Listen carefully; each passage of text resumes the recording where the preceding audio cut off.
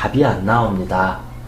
그래서 어떤 내가 엄청나게 화가 났다라면 그 즉시 화난 감정을 말하지 마시고 잠깐 벗어나는 것도 지혜롭다. 그렇게 볼 수 있습니다.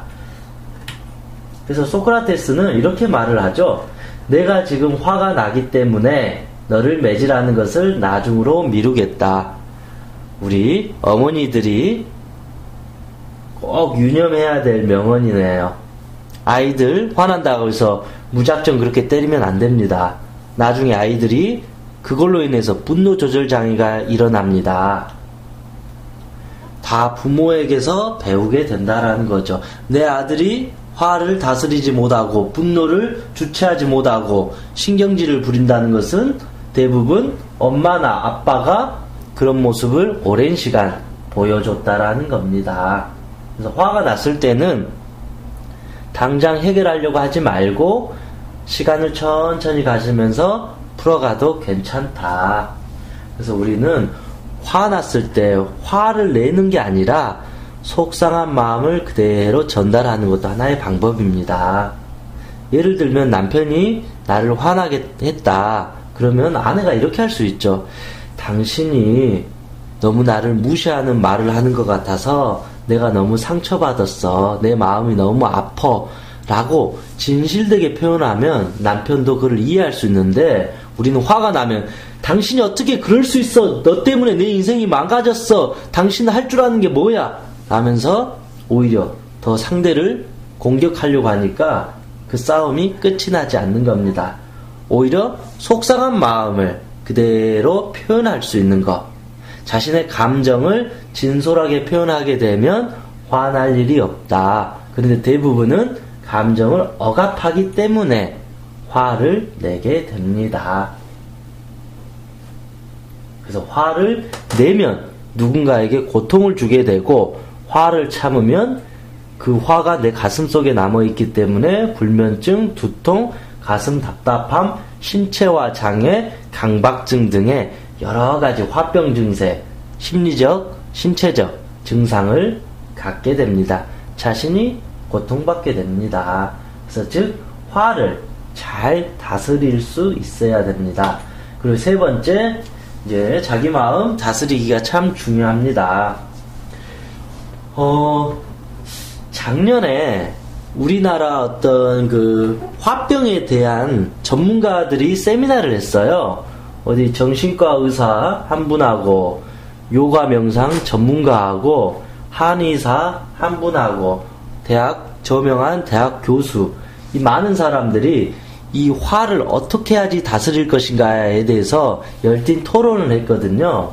근데 생각보다 그 네 분의 공통적인 한 가지 답이 나왔어요. 그게 뭐였냐?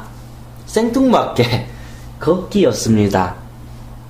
무작정 걷다 보면 화가 풀린다. 근데 우리는 너무 급하게 화를 해결하려고 하니까 못하게 되는 거죠. 그런데 아무 생각 없이 등산을 한다거나 걸어갔을 때 화가 자연스럽게 풀리게 됩니다. 화가 났다는 것은 머리와 가슴이 불이 활활 타오른다라는 거죠. 그 불을 근데 갖고 있으면 안 되잖아요. 어떻게 풀어야 되잖아요. 그렇다고 해서 그 화를 내가 사랑하는 사람이나 주변 사람들에게 풀었다가는 그 사람도 상처받고 나도 상처받으니까 정답이 아니에요. 내 스스로 풀어야 돼요. 그런데 하염없이 1시간, 2시간 걷다 보면 에너지가 발로 쏠려요. 그러면 머리와 가슴 속에 있는 분노와 그 화의 에너지가 발바닥을 통해서 빠진다라는 거죠. 그래서 요즘에는 걷기 명상, 트레킹, 등산 등이 아주 유행을 하고 있다라는 거죠. 현대인들이 자신의 어떤 감정 조절이 안 되기 때문에 등산이나 트레킹이나 걷기를 통해서 자기도 모르게 자가치유를 하고 있다라는 겁니다. 그렇지 않게 되면 화가 쌓여서 터지게 됩니다. 그래서 화가 났을 때는 일단 1시간이고 2시간이고 화가 풀릴 때까지 걷는 것, 아주 단순하지만 최고의 방법이라고 볼 수가 있습니다. 자전거를 타거나 요가를 한다거나 춤, 노래 등 그런 어떤 즐거운 취미 활동하는 것도 좋습니다. 어쨌든 나는 이 세상에서 가장 소중한 사람이기 때문에 자기 자신을 항상 지켜줘야 됩니다. 화를 안 낸다고 해서 우리가 대부분 병신이라 그러기도 하잖아요. 넌 바보냐. 그런데 화를 참는 것도 좋은 것도 아니고 내는 것도 좋은 건 아닙니다. 제일 중요한 거는 어떠한 순간에서라도 나를 지키는 겁니다. 나의 어떤 마음을 평온하게 유지해야 된다라는 거예요. 그렇다고 해서 내가 화를 자꾸 내면 화가 풀리느냐? 전혀 풀리지 않습니다. 그 순간에는 풀리는 것 같지만 자꾸 화를 내다 보면 화가 습관이 돼요. 그럼 나중에는 조금만 누가 건드려도 죽일 듯이 화를 내게 돼요. 오히려 화를 자주 내면 낼수록 화병이 심해져요. 당연히 그렇게 되는 거죠. 화도 참으면 참을수록 또 심해져서 병이 됩니다. 그래서 핵심은 화는 다스려야 된다. 그리고 내가 화가 났다라는 것은 내 머리와 내 가슴, 내 몸에서 불이 타고 있다는 소리잖아요. 그럼 어떻게 해야 돼요? 응급조치를 해야죠. 119에 우리가 전화해서 불을 끄는 것처럼 내 몸에서 화가 났다는 것은 내 스스로 빨리 그 화를 치유해주고 물로 꺼줘야 된다라는 거예요.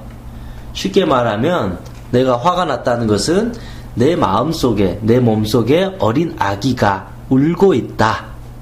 어린 아기가 울고 있으면 어떻게 해야 되나요? 울지 말라고 화를 내야 되나요? 아니면 때려야 되나요? 아니면 아이를 내버려 두고 밖으로 도망가 버려야 되나요? 정답은 아이를 따뜻하게 안아주는 겁니다. 이처럼 우리가 화가 났을 때 내 자신이 많이 화가 났구나라고 공감해주고 안아주는 거예요. 괜찮다. 아, 네가 속상했구나. 내 스스로라도 나를 공감해주고 인정해주고 이해해주고 내 마음을 들어주다 보면 자연스럽게 이 화라는 불길도 꺼지게 된다라는 겁니다.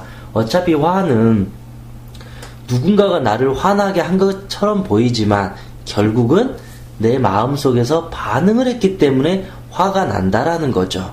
즉, 내 마음을 그만큼 사랑해주고 나를 소중하게 여기다 보면 특별히 화날 일도 없어진다라는 것입니다. 같은 상황에서 어떤 사람은 사람을 죽이기도 하지만 어떤 사람은 그냥 넘어가면서 그 문제로부터 벗어나기도 하는 것처럼 다 모든 것이 각자 마음을 어떻게 다스리냐에 따라서 달라지는 것 같습니다. 그래서 우리가 되도록 화내지 않고 작은 일에는 그냥 웃어버리고 좀 넘어갈 수 있고 그렇게 인생을 좀 아무 생각 없이 가볍게 살아가는 것도 큰 지혜인 것 같습니다. 어차피 세상 사는 게 그렇게 쉽지 않는데 매사에 화를 내고 짜증내고 신경질을 낸다고 해서 달라질 건 없다라는 거죠. 그럴 바에는 넓은 마음으로 가볍게 하루하루 즐겁게 살아가는 것이 훨씬 더 현명하고 좋은 방법이라고 생각합니다. 화를 내지 않으면 여러분의 몸과 마음도 건강해질 것입니다. 이상 일상생활에서 화와 친해지는 법에 대해서 알려드렸습니다.